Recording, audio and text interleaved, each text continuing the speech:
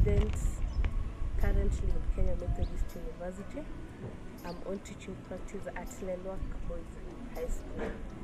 I teach biology and agriculture, and now I'm going to teach Form 1 North about biotic factors that influence agriculture. I love agriculture, at the same time I love my profession. How are you? We are fine. I'm also fine. Now, in our previous class we discussed about the human factors affecting agriculture, and we stated that the sum of factors that affect agriculture. Number one, human factors that affect agriculture. Human factors, yes, Franklin? Human factors affecting agriculture. Pathogens. Human factors affecting agriculture. Yes. Level of education, good. Level of education. And we say that when the farmers are illiterate, it makes it difficult, especially in controlling and mechanizing the machines. Again, applying the pesticides and fertilizers can be difficult for them.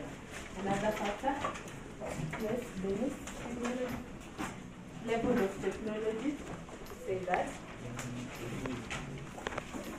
Yes.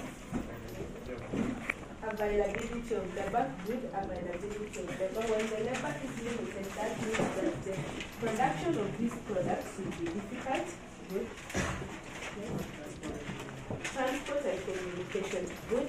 Transport and communication systems, that means that when transport and communication is effective, these products will reach the required areas at the correct time, therefore increasing the production rate. Now today, let us have a look at the biotic factors that influence agriculture. And when I say biotic factors, I mean living organisms. Biotic factors are living organisms. These are living organisms. And we have several factors that affect, that influence agriculture. Now, these factors include the following. I know you know this. Factors that influence, biotic factors that influence. Yes, Ignatius? Pathogens. Pathogens, good. We have pathogens. Good. Yes, Parasites. parasites, good. Parasites.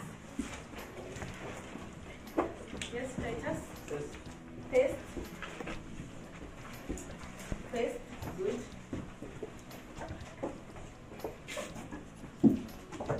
Yes, Emmanuel? Nitrogen fixing bacteria. Nitrogen fixing bacteria, good.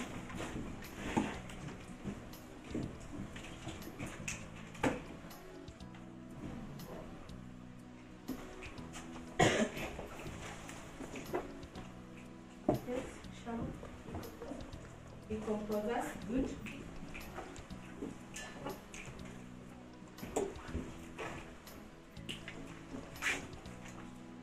Brighton? Pollinators. Pollinators, good.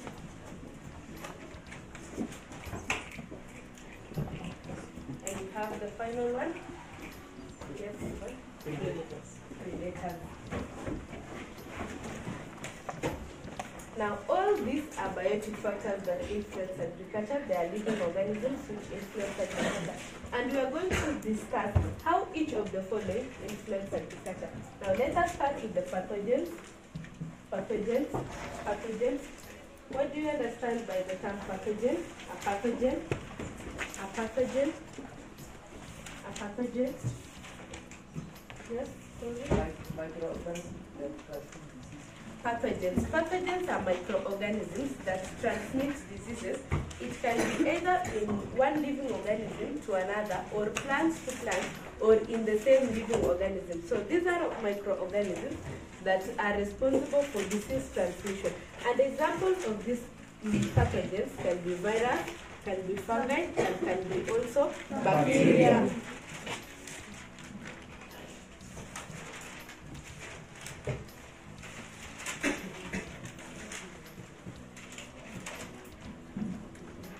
So all these organisms, they transmit diseases. And once they transmit diseases, for example, in livestock, they will reduce the yield of production, they will lower the quality of products, and at the same time, it will increase the cost of production because you need to buy pesticides or these that you will use to cure the diseases or to prevent the diseases.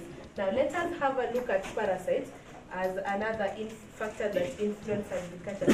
Parasites are these are organisms that influence or they depend on other organisms, and they can be either internal parasites or external parasites, or other ones we call them the ectoparasites and endoparasites.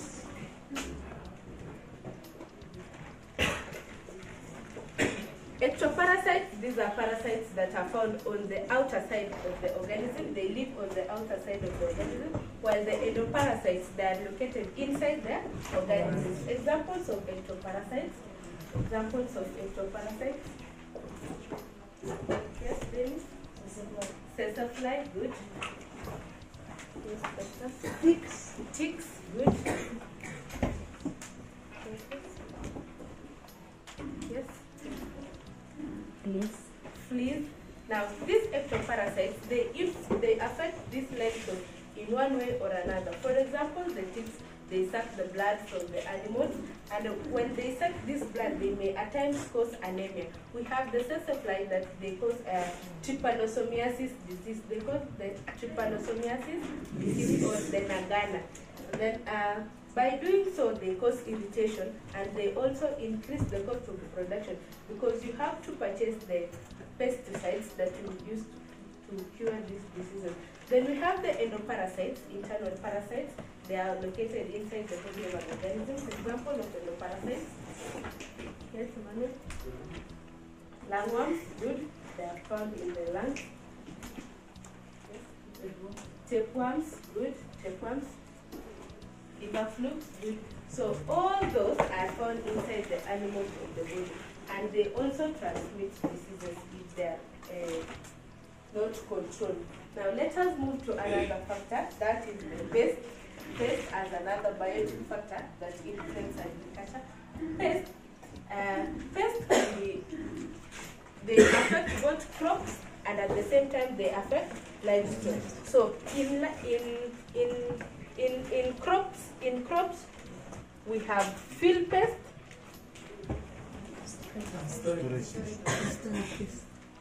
and we have storage pest. So the field pests, they affect plants while they are still found in the field or the farm, while the storage pests, they affect the crops while they have already been harvested. They have already been harvested. Example of a field crop.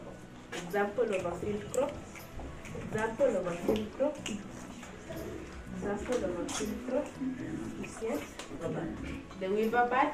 The weaver bird, they consume the grains on the farm. The earthworms, good. Stalk borer, they cut the stalks before the plant is mature. Example of the storage crops. Yes. Weevils. The weevils, good. The weevils. Rodents. The rodents, they can be found at the field, and at the same time they can be found in the storage, but mostly the storage pest.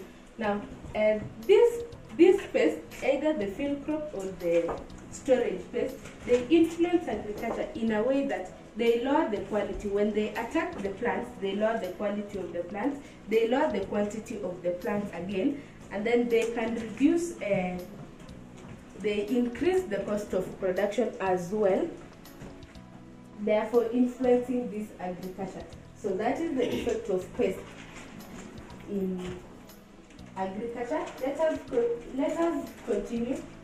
We have the nitrogen fixing bacteria as another factor that influences agriculture. Nitrogen fixing bacteria. Now, in plants, especially the legumes, we have the legumes have specialized roots called the root nodules. They have specialized roots called the root nodules. Now, these root nodules, they have bacteria that is responsible for fixing nitrogen directly from the atmosphere into the soil. So they fix legumes. We don't supplement nitrogen fertilizers. When we are growing legumes, we don't supplement nitrogen fertilizers because they have the root nodules which absorb nitrogen directly from the atmosphere, which will be used for the growth of this plant. So these bacteria are responsible for that. Then we have decomposers. We have decomposers. We have decomposers. What is the function of decomposers? What is the function of decomposers? What is the function of decomposers? Decomposers.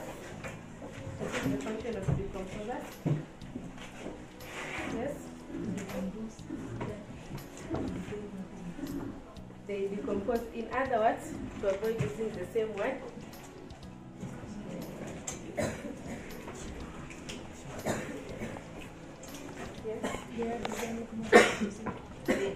they add organic matter into the soil once they have already decayed. The decaying matter.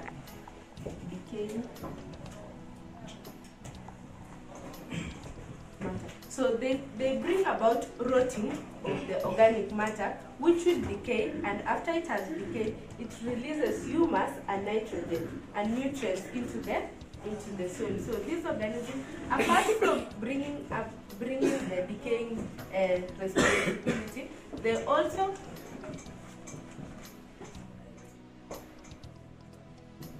are also responsible for aeration in the soil. Aeration means air circulation. Air circulation in the soil. So these organisms are responsible for aeration in the soil. Then we have the pollinators. We have the pollinators. What is pollination? What do you understand by the first pollination part? Pollination. What is pollination? Yes, you say. Pollinator, contrast, and pollen grains from the under to the stem. Good trial. Pollination is the process by which anthers are transferred from pollen grains are transferred from anthers to the stigma with different pollinating agents. We have different types of pollinating agents. Examples of these agents. Insects. We have insects or the animal pollinated plants. Yes. Wind as another agent, especially plants like the papaya. Is it called the papaya? Another agent of pollination. Water. For example, the coconut, which is water, pollinated by water. So these pollinators, they play a key role in pollination. They ensure that the anthers are transferred from the pollen grains are transferred from anthers to the stigma, so that the pollen. And when pollination occurs, that means that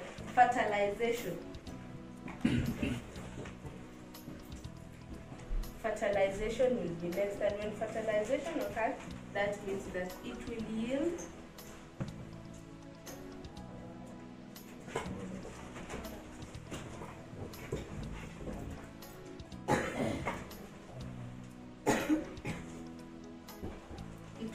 products, for example, the fruits, the grains, and the legumes. That is the importance of pollinators. And then we have the last one, predators.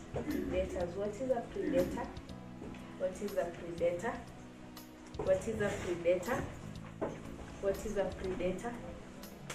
A predator. Yes.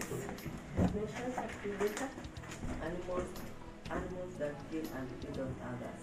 Animals that feed and they kill and then they feed on. And we have predators. These are animals that kill and then they feed on other organisms. We have examples of predators, like, for example, an animal called mongoose. This is an animal that feeds on poultry. Another example of predator. Eagle, yes, good eagle is another example of a predator. They also feed on poultry. Yes, lion. So these animals, they feed on other organisms and they kill. So the effect that they have on agriculture is that they lead to decrease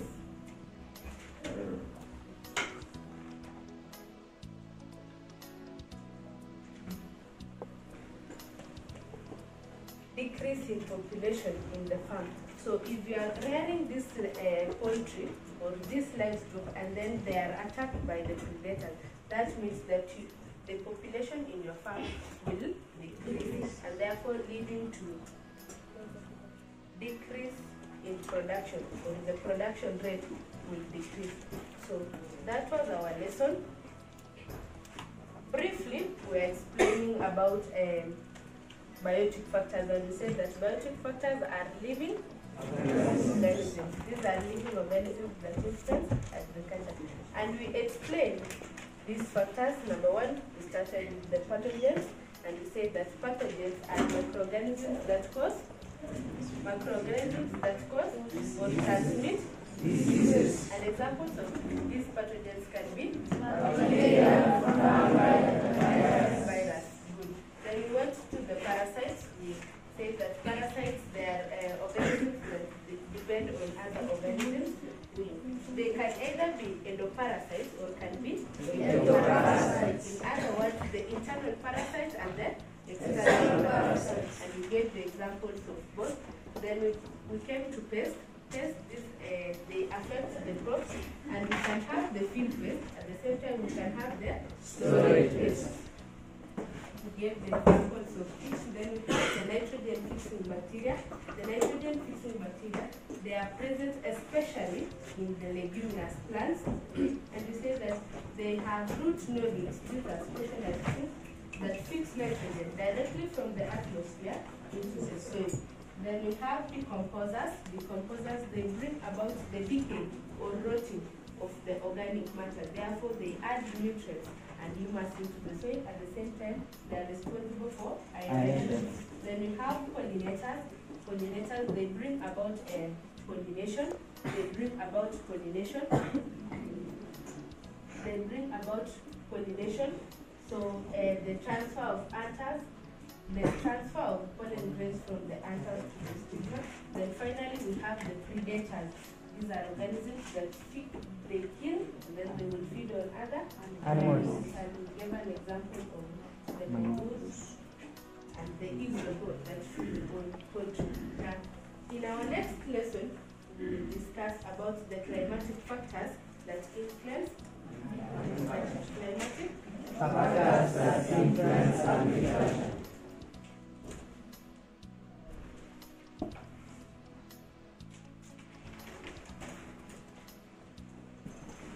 Examples of these climatic factors.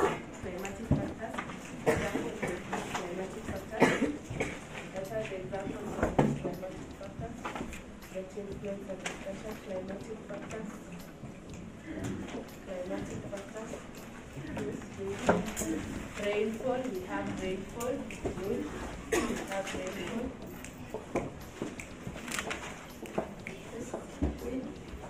Wind, we have wind. Yes, good. Temperature.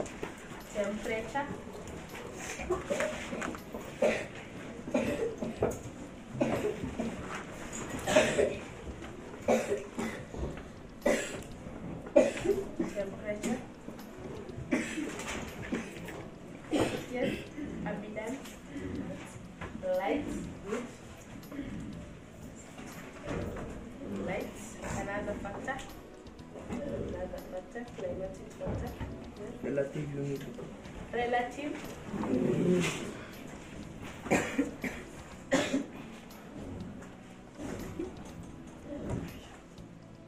So just the way we discuss the biotic factors, we are also going to discuss how the climatic factors have effects So how do they influence agriculture? How these climatic factors influence agriculture? So this one will be our next topic. For your assignments,